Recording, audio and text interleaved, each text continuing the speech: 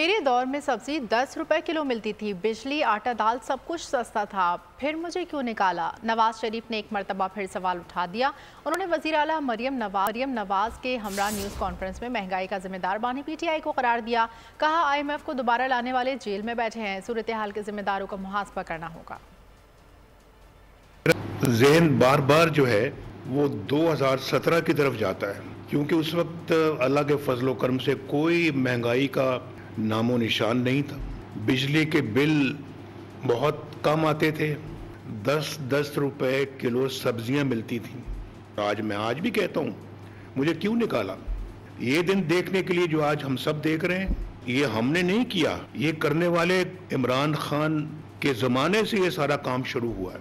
मैं तो IMF के साथ हाथ मिला के खुदा हाफिज कह दिया था। फिर IMF को दोबारा लाने वाले कौन हैं? वही हैं जो आज बढ़ चढ़ के जेल से बैठ के बातें कर रहे हैं। इस सिचुएशन को चाहे अब खराब हुई है, जिसने भी खराब किया है उनके बारे में मैं कह चुका हूं कि उनका मुहासबा होना चाहिए।